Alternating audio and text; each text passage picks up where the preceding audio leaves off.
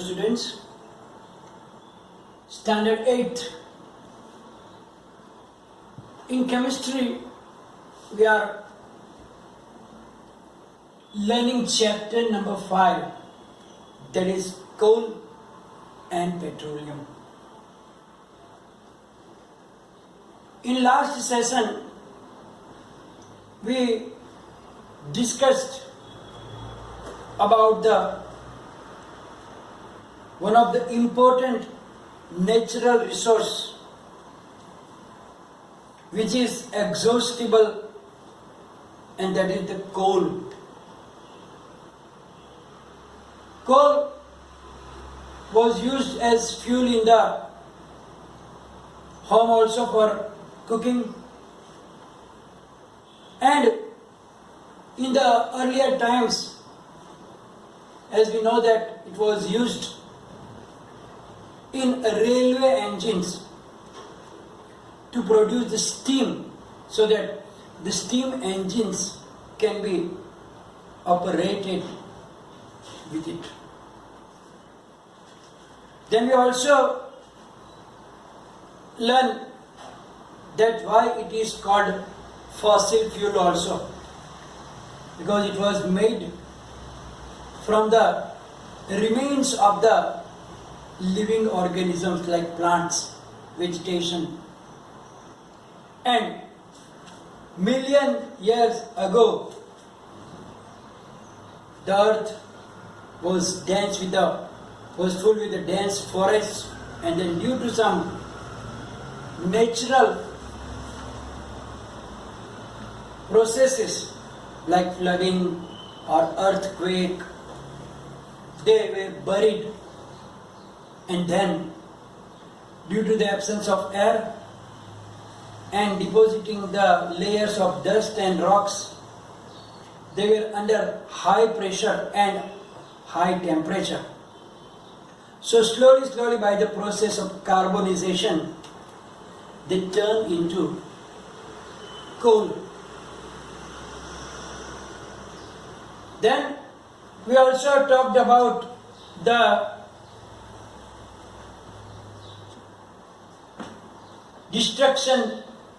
distillation of coal, in which we get the important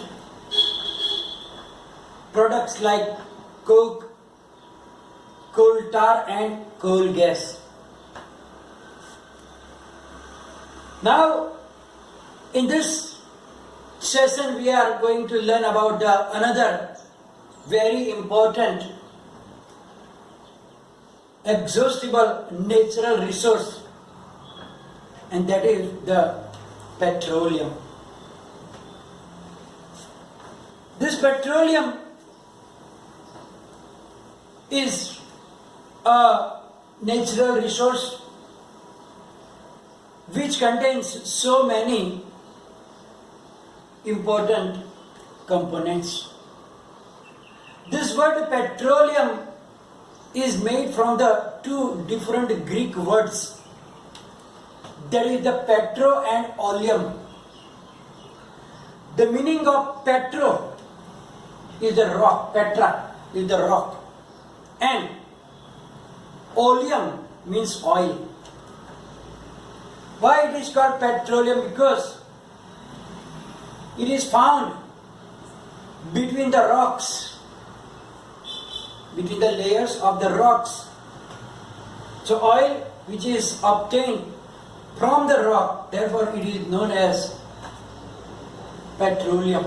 So the word petroleum is derived from petra, means rock, and oleum means oil, as it is mined from between the rocks under earth. So it is found between the layers of the earth, rocks, and therefore it is known as petroleum, which have many valuable substances. We can obtain very valuable substances like petrol, diesel, etc. So many valuable things are mixed in this petroleum. petroleum is also a fossil fuel. Generally, petroleum is found in the sedimentary rocks. Sedimentary rocks means when the layers are deposited under the sea, the heavy particles like sand and stones and pebbles, they are getting deposited, sedimented at the bottom of the sea, and one over the other the layers are forming.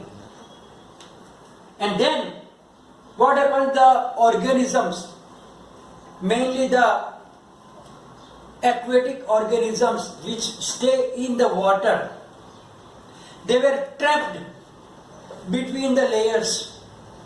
So the organisms, when they die also, they will settle at the bottom, and maybe by accident also, due to the flood or the other things also, they are getting buried under the rocks. And million of the years, they don't get oxygen, so in the absence of air, and as there are one over the other layers are depositing, it is under very high pressure. So due to the absence of air, high pressure and obviously high temperature also there. So due to high pressure and high temperature, slowly these organisms transformed into petroleum along with natural gas. So most of the time petroleum and natural gas can be found together. We will discuss about natural gas separately. But most of the time, as I told you, whenever we find out the petroleum, most of the time the natural gas is also there. So it is also a very important thing that we will discuss later, maybe in the next session also. So generally they are drilled, the petroleum and natural gas, they are drilled from the rock. We have to drill to the rocks so to get that petroleum. Petroleum is actually a very dark, oily liquid, and it has very unpleasant odor also. And it is a mixture of so many important constituents. Now, first time the well of petroleum was drilled in the Pennsylvania of USA in the year 1859. So the world's first petroleum well was drilled in 1859 here in the Pennsylvania of the USA. And then after that, only after 8 years, in India also the first well was drilled at Makum in Assam, and it was the year 1867. So just after the 8 years of the first well, that was in USA, Pennsylvania. And in India, after that, some other places also the petroleum is found, like in Assam, in Gujarat also some places, in Bombay High, and in the river basins of the Kaveri, Godavari and Krishna rivers, mainly the Godavari and Krishna rivers, at the basins of that, if you drill, we find the petroleum and the natural gas. Now, we know that this petroleum has so many components mixed with together, and therefore we have to make them separate so that we can use it. So that process of separating the constituents of a petroleum is known as refining. Refining of petroleum. So, because there are so many products, so many components are there which are mixed, and we cannot separate them directly. So, we have to separate it by the refining process, and that is done in the refineries. Now, before we go to the products, components, I will tell you an important fact about it. That generally when we drill the rocks to obtain the petroleum, most of the time it is observed that the petroleum is found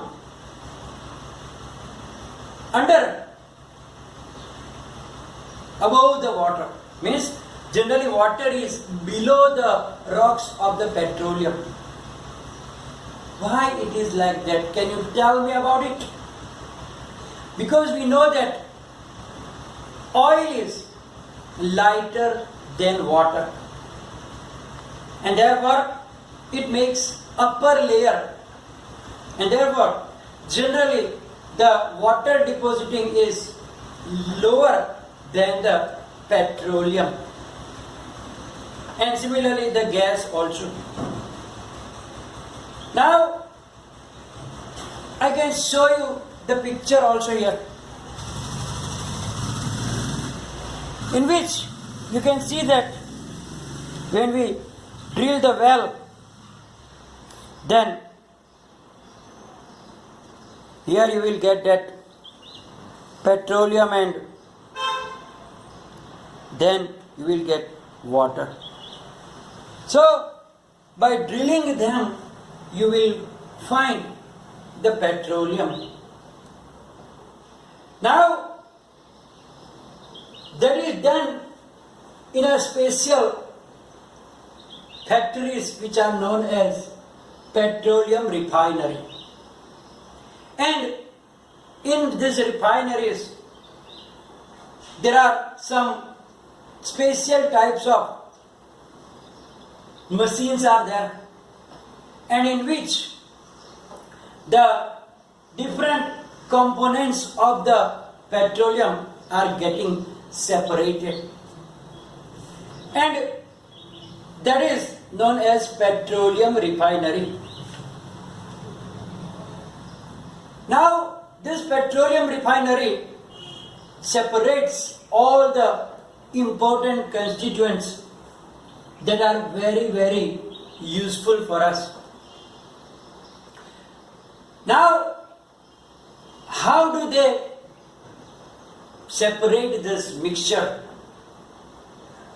In that they use the special towers in which at different levels, at different heights, different types of materials are getting separated.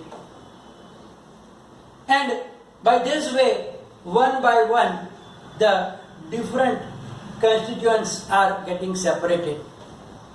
When they enter that mixed petroleum in that tower, that is known as fractional distillation tower, about which you will learn in higher standard. So in that fractional distillation tower, it is entered at a high temperature. So what happens? Everything is turned into gas form. And we know that as gas goes up, because it is light, and its temperature goes down. And then one by one, they are turning into liquid according to the boiling point. And then as they go high, one by one, the components are getting separated. That's what is known as fractional distillation, about which you will learn in higher standard. Now, it is not only this constituent, but these are the main constituent from the petroleum that we find.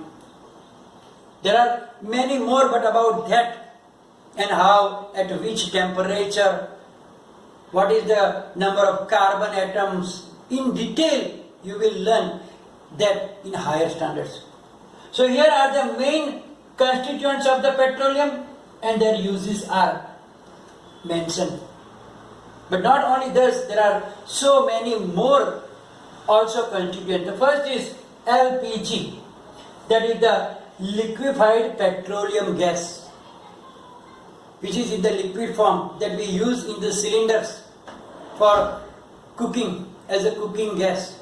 So that LPG also found from this petroleum, and we use it for fuel for home and industries. Then petrol, everybody knows about the petrol to run the motor vehicles, and in some of the aviation fuel, means for some of the planes also. And in the cleaning, as a solvent for the dry clean. When you give your clothes for dry cleaning, they are using a petrol as a solvent, so that it can take out the dust from the clothes. The other one is kerosene. Kerosene was used for the lamps, for the stove as cooking fuel, but nowadays only at some places only they are used. And that kerosene is used in the jet aircrafts also. Jet viman jene apne kahiye jet aircraft, they are also using kerosene, pure kerosene as a fuel. Then the other is diesel. Diesel is used as fuel for the very heavy vehicles and some generators and so on. Then the other product is the lubricating oil. We know that in the moving parts of the machine we need to put oil in the shutters, and then we put the grease in the ball bearing also. That is made from the lubricating oil, which is used for lubrication, so that the friction can be minimized. So that lubricating oil is also obtained from the petroleum.